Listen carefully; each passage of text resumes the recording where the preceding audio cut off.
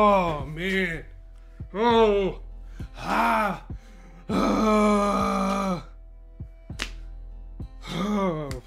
People, how did a series that started off so good fall so far right at the end? I felt like I'm on a demon drop from Cedar Point. Like it just took me all the way up till they got to episode 7. And now it's just about to drop me down because I'm not, I am upset. I mean, I'm still enjoying the series, but really, Oku? Really? This is what you're gonna do? A meteor? A meteor? Really? Look, I don't even have to read the manga to know what's going on here. There's a meteor coming that is 5 times the size of the one that was in the Big Bang. That's gonna destroy everything. And now we have a holy fucking plot device to set up for a sacrifice for Shishigami to go out as a hero. Really? This is the same type of thing that he pulled with Gantz. And I don't know if it's just bad writing. I don't know if it's laziness. I don't know if this got rushed. This feels really rushed because now I can almost see where the conclusion of this series is coming with Inuyashiki episode 8. I can just see where this is going now. And I just like Gantz, like when I left Gantz and how Gantz ended, I won't say I hate the series, but I was severely disappointed. And now with Inuyashiki, if this is going the way I think it's going, my grade for it is just going down and down. I don't know how much further we got. We got, what, 3 more episodes? So it's still got time to go down pretty far than it already has. But it's in danger, folks. It's in danger. And just like Gantz, I didn't feel like Gantz wasted my time. I was just disappointed with how well it started to how bad it ended. And I just feel that coming with Inuyashiki. This series is in danger with me, folks. It's in danger. I've seen worse. But how can something so well and so masterful end up being the mess that it's becoming right now? Because really, you wrote these characters to be invincible, and now you're gonna bring a meteor into the mix because you can't find a way to wipe them out? Oh, okay, let me take a breath. First and foremost, Shinon, her grandmother, what happened to them? We knew it was gonna come. We knew it was gonna happen. And Shishigami brought this on himself. There's nobody to blame for this but himself. And even though he realizes that, I still don't feel anything for this character. I don't feel anything because they didn't deserve to die. I'll go ahead and say that. I mean, well, that's actually kind of debatable because the girl was naive as hell and the mother was oblivious. They was harboring this criminal and just didn't have any beliefs that he had anything to do with anything that was going on. But the way the SWAT team was just out for blood and just came in there and just mercilessly and savagely shot this old lady and her granddaughter, that could have been handled a lot better.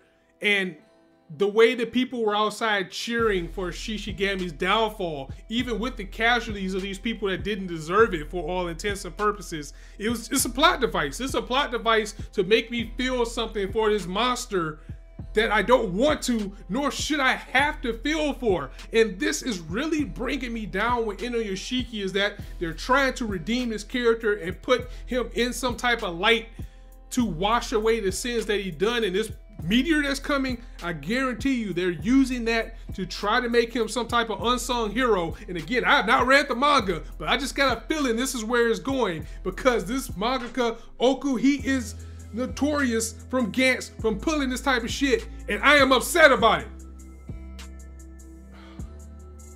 And then now you have Mari, Inuyashiki's daughter, just out of nowhere. You want to try to bring in some type of purpose for her, and you want to bring in this hidden ambition or this anger, this animosity, this want and need to be the best mangaka out there, better than Ando, better than his father, just out of nowhere to try to make me feel something for this character who's been an asshat ever since she was introduced.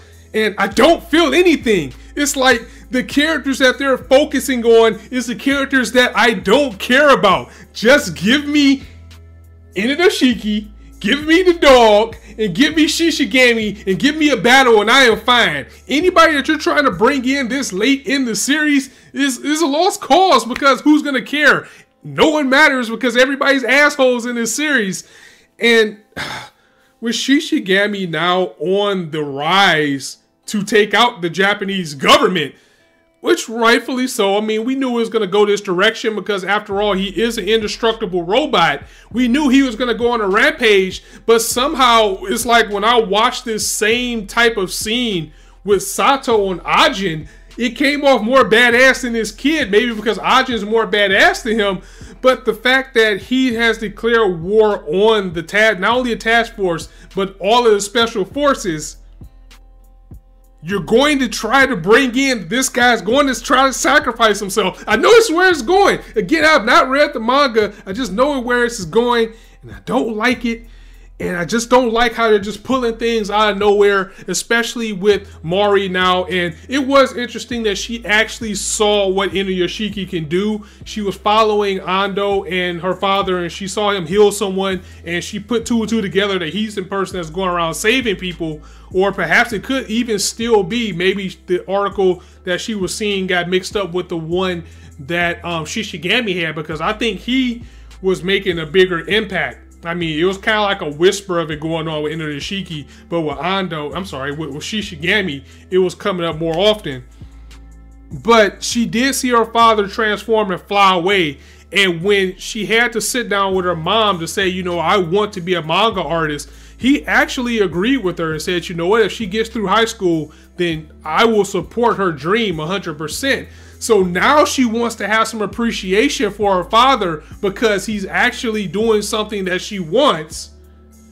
It just doesn't sit well with me. And the heartbreak doesn't stop with this guy, because he goes back and tells Ando a story, because Ando was like, how is she? You know, well, he was asking Ando how she is at school. You know, if she's popular. I'm a nerd. She doesn't have anything to do with me, but you know, and you can kind of tell that Inuyashiki can tell that he likes her too, and he's like, she's really popular, but I'm not the type of person she associates herself with. And we get this story from Inuyashiki where he was saying, well, when she was a little girl, she used to actually cry and never want to leave my side because she thought I was gonna die. So now that she has this newfound love for, well, not exactly love, but her father is actually supportive of what she wants to do, and I guess they're trying to insinuate that now she has an adoration for him again because she knows what he's going around and doing. But knowing how jackass his family is, she's probably going to blame him or something. So we'll just have to see where that goes.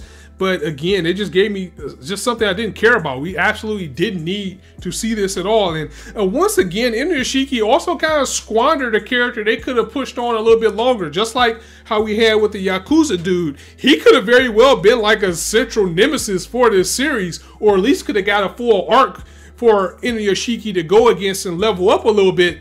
With this special task force agent that was going after Shishigami, of course, he was going to lose anyway because the kid's invincible.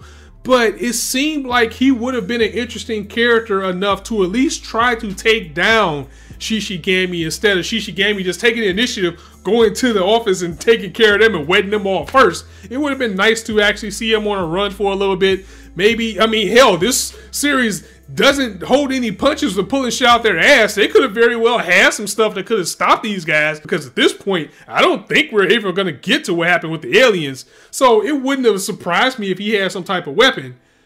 But once again, I think they just squandered their potential with another character. Oh man, overall, Inuyashiki episode 8, that's my feelings on it right now. I feel like a parent who's saying, I'm not mad at you, I'm just disappointed because it's going down.